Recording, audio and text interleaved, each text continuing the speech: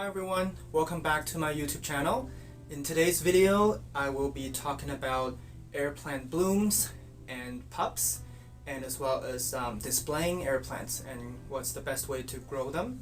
So this is the last installment of the three-part Air Plant Care 101 series that I've been doing. In the past episodes, I talked about watering and fertilizing air plants, and as well as lighting requirements and grow light setups for air plants. So if you're interested in those, make sure you go back to check those out. But I got some really good questions and suggestions on those videos. So yeah, if you have more questions, feel free to leave a comment on this one or the previous ones. I'll always try my best to answer all of them. So before I begin, I just want to remind everyone, if you think there's other friends or family that would like to learn more about air plants, they like to grow air plants, or they are looking for a new hobby to start, please share these videos with them. It will really help me to grow as a channel and also encourage me to do more awesome videos for you guys. And don't forget to give me a like and subscribe as well. Alright, so let's get right into it. Today's episode, I'll be talking about air plant flowers first. Oh, and by the way, hopefully the sound is better. I'm trying this mic setup. Hopefully it will sound a little bit better. But yeah, let me know what you think.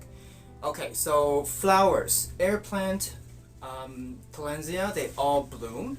So I can't really think of one air plant that doesn't have blooms.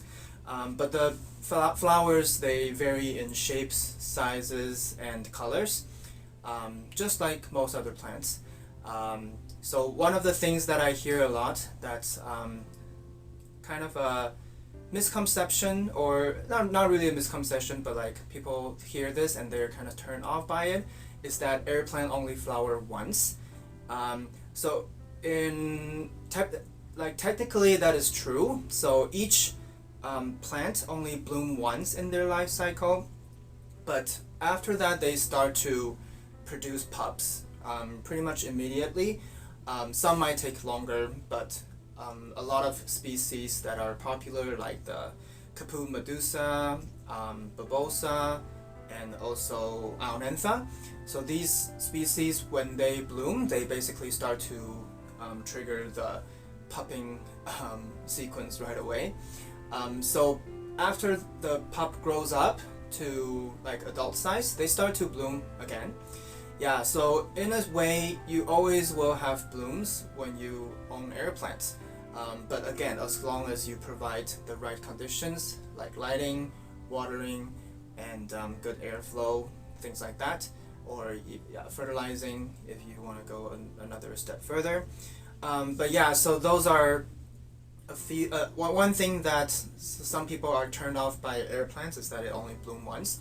But I think it makes it all that more special. And again, the next baby plant growing up, you can look forward to the blooming cycle again. So that's one thing that I want to mention. So the next point is that when air plant is blooming, you want to give it as much light as possible without burning it, of course. But you want to bring it to the brightest spot of your window, or make it go right under the brightest grow light settings you have. So this is what I do, and I've been getting pretty good results since I started doing that. So when I see a plant is about to bloom, then I give it the best light. So this helps the flower to come out completely and beautifully, and also it makes the flower last longer. So how do I know if my plant is about to bloom? So first of all, it will turn to a different color. So this Aonantha over here, for example, it's a bright red color. This is after it bloomed, but before it started to actually bloom, it already has these beautiful colors. So I knew it was going to bloom, so I brought it to the brightest spot, and it bloomed beautifully. So another kind of bloom on air plants is these, with these bracts coming out of the middle. You see the red bracts? Yeah, so the bracts come out first, and it will turn color usually, again providing bright light, and then the purple flowers come out of the bracts like that. Yeah, so that's another way you can tell your air plant is about to bloom. So again, when you see that, give it abundance of light. So one thing I mentioned in one of the previous video about watering is that when you're watering an air plant with bloom, you want to be careful not to soak the entire plant, because once the petals touch the water, it will dissolve and basically shorten the blooming cycle by a lot. Yeah, so I mean, it's not detrimental to the plant's health, but you just won't be able to enjoy the blooms as much. And yeah, so if you want to see the bloom, then you want to really soak only half of the plant, which is sometimes hard to do. So I usually just spray those plants that's blooming, and give them a little bit more spray over the week instead of soaking them once a week. Yeah, so that basically covers all I want to say. Some of the bigger plants, like the Xerographica, they have very long bract, very long stalk coming out before the flowers start to come out. So it's just basically a blown up version of this one that I showed you. Yeah, the bract will be much bigger. Yeah, so this one actually bloomed 3-4 years ago. So it's looking kind of sad now because it's it has produced 3 or 4 babies already. So it's kind of on its way out.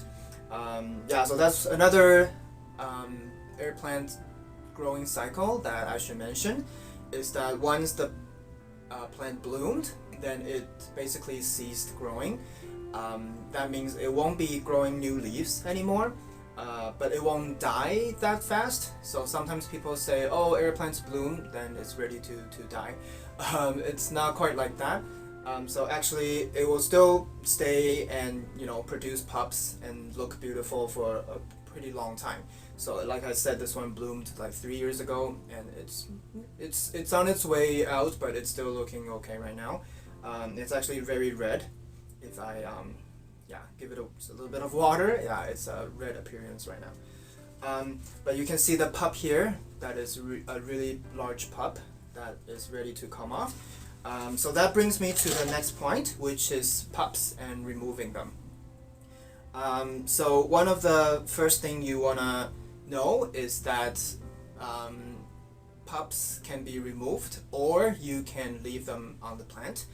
So both ways are okay. A lot of people like to grow air plants in clumps, which means it kind of just keeps pupping and growing new plants, and over time it becomes a huge ball. Yeah, so I'm sure some of you have seen some photos of air plant clumps. They're quite beautiful, and especially when they all bloom at the same time, it's quite a scene. So I find that it's harder to grow clumps indoor. I've tried a few clumps, and it always kind of end up, like the older leaves or the more inside ones just kind of die and dry off. So I think that's more of an outdoor growth kind of thing, personally. But if you've had success with growing air plants in clumps indoor, I would love to hear some tips on it.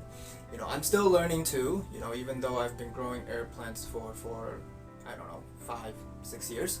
I'm still learning a lot over the years. So again, share your tips if you have some, please. So that being said, a lot of people like to remove the pups to propagate and make more new plants. So for those, I would like to talk about how big the pups should be before we remove it. So typically, some people say 1/3 of the mother plant, but I like to wait for my pups to become at least half of the size of the mother plant, or somewhere before that, right? But 1/3 is still a little bit small to remove it. And the way you remove it is just gently tug it from the side and kind of give it a twist to twist it off the connection with the mother plant. So I do have an example here of a caput medusa, and as you can see, there's a nice little baby on the side. So this one is about 1/3 the size. So I am not going to remove it yet. Probably when it's about this tall, then I'm gonna think about removing this one. Yeah, so like I said, you just kind of give it a gentle tug. Yeah, so right now it's pretty heavily attached, nicely attached to the mother plant. Sometimes you have to remove a few leaves to reveal the the connection point. Then you can remove it much easier. Yeah, so for some of the kind of larger plants, you might want to do that, like this one. When I want to remove the pup, I have to kind of remove a few leaves before I do that. Yeah, so that's airplant pups. If you accidentally remove your pups too early, one thing you can do is you can still raise the pup, but it is definitely more fragile when it's super tiny. So you want to kind of give it a bright indirect light, but spray it more often. Probably don't soak it too much, but you have to spray it pretty often. So kind of treat it like a seedling, I would say. But yeah, so that's about it on flowers and pups of air plants. So the last thing I want to talk about is how to grow air plants and how to display them. So one of the greatest thing about Tillandsia is that it doesn't require soil to grow. Again, they take the nutrients from their leaves. So you can have so many ways to display them, and I think that's one of the reasons it has become popular over the years for people to grow air plants at home, because they have so many ways to grow it, to display it. So I have a few examples here. Just to quickly show you guys, a lot of these displays are available on my website. So if you're interested, you can check it out there. But of course, you can always come up with your own ideas, and I think that's part of the fun. When I started growing air plants, I was really excited when I find new ways to display them. So yeah, you can do that on your own too. So here we have a Bulbasaur carrying a Hericea that's in bloom. So this is another huge bract that's gonna go up and start to have flowers coming out.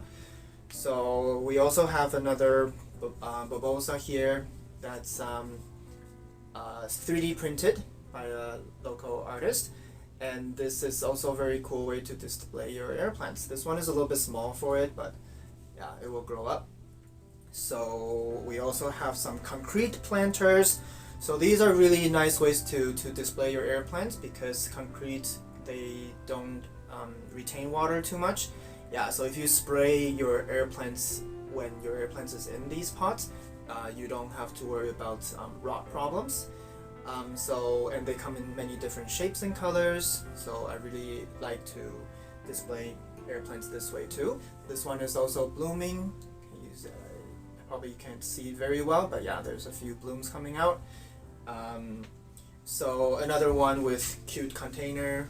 Yeah, so just anything, even without the draining hole, it will be okay, right? Because we're not actually pouring water in there. Yeah, so again, that's one of the perks of growing air plants, is that you can use virtually any containers and they will be okay with it. This one is a paper, washable paper container. Yeah, so this is also a nice way to display some of the medium-sized air plants. I have another 3D printed one here. This is Oddish from Pokemon. Yeah, so this one is very cute. I have a Tillandsia Showtime in there. It's one of my favorites. Another display here. This is for those Game of Thrones fans. This is a very nicely detailed design for the throne, and you can have your favorite queen or king, little prince or princess sitting on there. Yeah, it's a very small one, so you can't have large plants sitting on it. But another very popular way to display air plants is terrariums. So glass balls. The only thing about terrariums is that you have to be careful not to leave it wet inside. So when I water my air plants in terrariums, I take it out and dunk it or spray it, before, and then I make sure it dries completely before I put it back into the terrarium. So it's not the usual terrarium where you keep the inside very moist. That will probably rot your air plants. So just be careful of that, but you can have many different designs. This one is a sandy beach on the website. You can also have hanging ones. I have one over here. Let's see if I can take it off and show you guys a little bit closer. So hanging ones are very nice because you can hang on the ceiling and it looks very cute. So this one has a nice coloring on it too with a sea urchin shell. Yeah, so these are terrarium ideas that are very popular. I also have these sea urchin shell that you can hang it like a jellyfish. This is also a very popular way to display air plants. Yeah, we have a few different sizes and shapes and colors available as well. Few other display, I'll show. This one is a wooden stand. So these ones are nice because the plant is not enclosed. So the bottom of the plant can breathe easily, and it can even grow roots out and hang on to the wires. Yeah, so in a way that's kind of the best way for growing air plants because they don't like their bottom to be too wet, or like they like to breathe. Yeah, because they don't have roots, so they use their leaves for everything. So you want to make sure you give them enough room to breathe.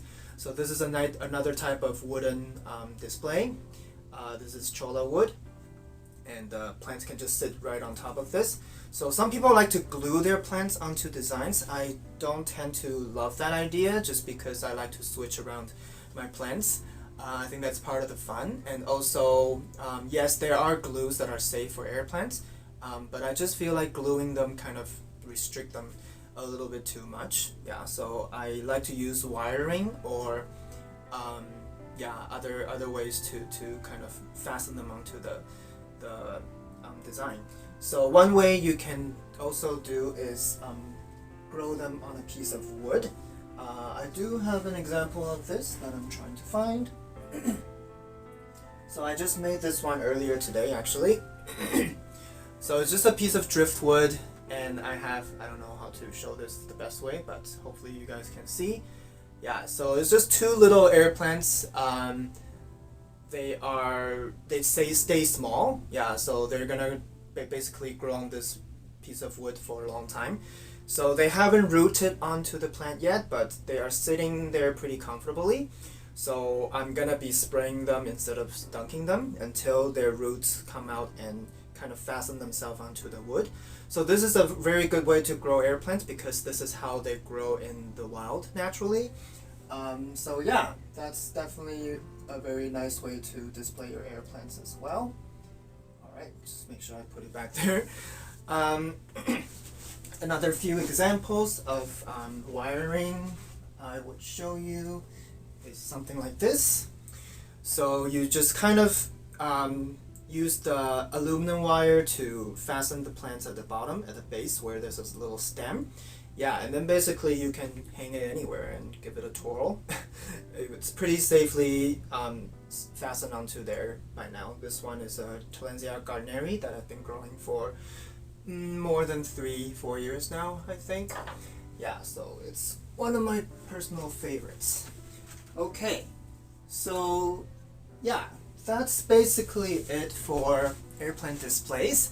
As I talk more, I will probably use footage to show you guys around more different ways that I grow my air plants, show you around the room. But yeah, I think that's part of the fun of air plants is there's so many ways to grow it, and it's fun to come up with different ways to display it, and it's beautiful every way. Yeah, so I think again, always coming up with new ideas, and if you have new ideas, I would love to see it too. But yeah, hopefully this was a fun series for everyone and also informative. But if you have more questions about growing air plants, and if you're not sure if your plant is doing well, then make sure you leave a comments below to let me know, and again, I'll try my best to answer your questions. Before I forget, I do have one more thing to remind everyone, is that when you're using wires to display your airplanes, doesn't matter if it's on a stand or just wires itself, make sure you don't use copper or brass. Both of these metals are kind of toxic to airplanes. So in the short term, you might not notice it, but in the long term, they're toxic to airplanes, so it can leave some burn marks, or even kill your plant. So be careful. Only use aluminum wiring. Yeah, so even with coating, it's still not good if you use copper. Yeah, so most of the things, something like this would be something you want to use, right? So it's aluminum wire coated. Yeah, so just that I want to mention that because I see some stores sell designs with copper and brass wire, and that's not good for airplanes. But anyway, hopefully everyone enjoyed this, and I'll be coming up with some other videos detailing on removing pubs and trimming airplanes, things like that. But I hope these 3 episodes were a good airplane care 101 for everybody, and you learned a thing or two. But yeah, thank you for watching, and I'll see you guys in the next one. Bye bye.